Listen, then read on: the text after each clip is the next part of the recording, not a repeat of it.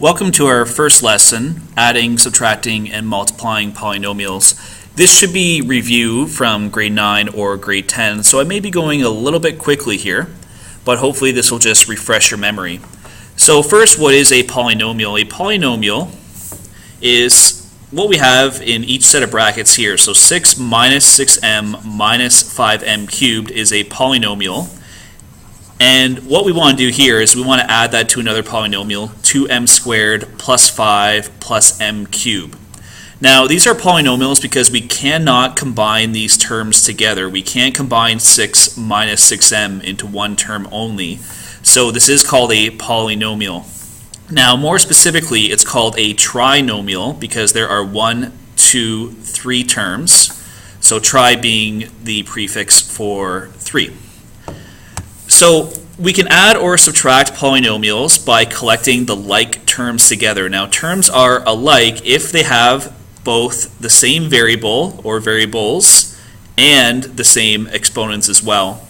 So you may see here that minus 6m, obviously the letter m, and then minus m cubed is also the letter m, but these two are not like terms because they don't have the same exponent. This has an exponent of 3, this has an exponent of 1, so we can't actually combine those. Alright, so what we want to do here is we want to add these two polynomials together. So first I'll identify any like terms that I see. So I know that the number 6 can be combined with the number 5. So you notice how I'm highlighting the plus sign in front. That is a plus 5. Next I have minus 6m will be combined with, looks like nothing because I don't have a variable m anywhere, so that's going to be all by itself. Then I have minus 5m cubed. I will be adding to that. The like term is plus m cubed. Now if you see a variable with no coefficient, no number in front, that will be a 1, so 1m cubed. And then finally we have 2m squared does not have a like term because there's no exponent of 2 on any of these m's. Now, in terms of putting these together, your final answer should have exponents descending. Descending means you start with the largest and then decreasing to the smallest exponent. So I see that my largest exponent is the 3. So if I combine minus 5m cubed, add to that plus 1m cubed, that'll leave me with minus 4m cubed. Nothing happens with the exponents when we're adding or subtracting. It's just the coefficients that we're adding or subtracting here. Now the next exponent I want is the m squared term, so plus 2m squared is what I'll have. Remember, I wasn't combining anything to that. Then I have just the single m, or m to the power of 1. I have negative 6m plus, again, no like term, so minus 6m. And then I have finally 6 plus 5 is 11. So there's my final answer. This is called an expression because it doesn't actually equal anything.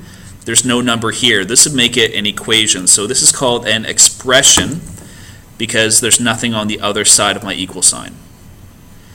Number 2 here we will take a look at in class. So now we'll look at what's called the distributive property, and this is when we are multiplying polynomials is when this is used. Now remember that a polynomial is a collection of terms, multiple numbers of terms. A monomial is just one term. So what we'll be doing here is multiplying a monomial such as a, multiplying that by, this example here is a binomial, bi meaning 2, so x plus y is a binomial. This will multiply to ax plus ay. Now the way this works is the distributive property says that a will multiply x and a will also multiply plus y. So a is multiplying each term in the other set of brackets here, the other binomial. Now if this was a trinomial, or even if we had 5 or 6 terms inside the brackets, the a would multiply everything. So a specific example here, so minus 2a times minus 8a plus 8b. So minus 2a is on the outside. That will multiply both minus 8a and then plus 8b.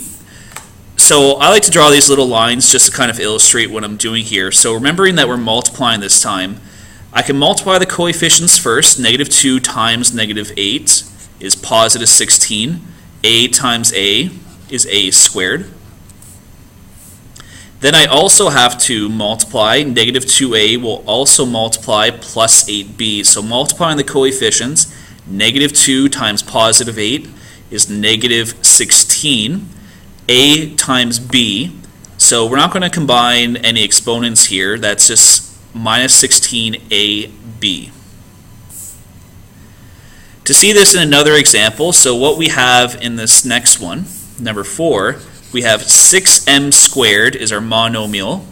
Then we're multiplying that by 7m squared plus 3mn plus 4n squared. So this is a trinomial that we're multiplying because there's 1, 2, 3 terms.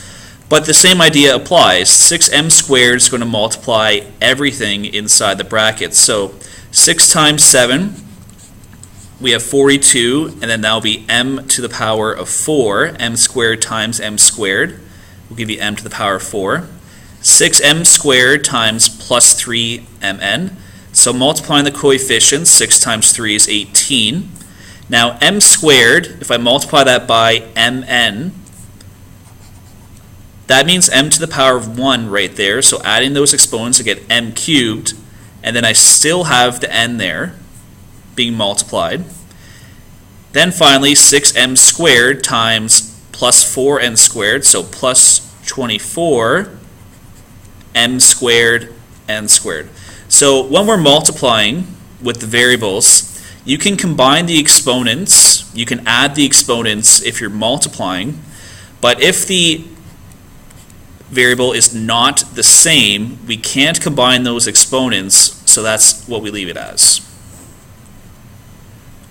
So the distributive property is used if we are multiplying a monomial with another polynomial. But what if we want to multiply, let's say, two binomials together? So in this case, I have 2x minus 7 is my first binomial, multiplied by 4x minus 7 is my second. Now, you can still use the distributive property, as I'll show you the first way, or you may remember the acronym FOIL for first, outside, inside, last, which tells you which terms to multiply and in which order. So if I want to use the distributive property, what I'm going to do is I'm going to break up the first binomial into its two parts. So 2x and minus 7. So I've broken that up, and now each of those, so 2x is separately going to multiply the first binomial, so multiply that by 4x minus 7. And then this minus 7 in the first binomial will also multiply my second binomial, 4x minus 7. Okay, so what I've done here to make it look like the distributive property, I've broken up the first binomial into two parts, 2x and minus 7, and each of them separately are multiplying the second binomial. So a little bit more quickly now, 2x times 4x, I have 8x squared. 2x times minus 7 minus 14x. Then over on this side, minus 7 times 4x, we have minus 28x. I had to think about that for a minute. Then negative 7 times negative 7, always look at the sign in front, will be plus 49. Now we're not quite done here because what I can see is that these two are like terms. We always want to look at our final answers and always see if we can simplify a little bit. So combine any like terms that you can. So minus 14x minus 28x is minus 42x, and then we have plus 49.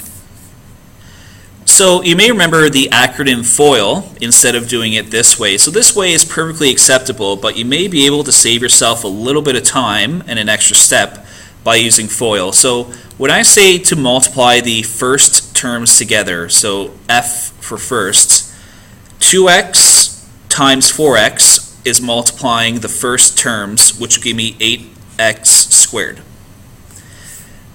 O for outside.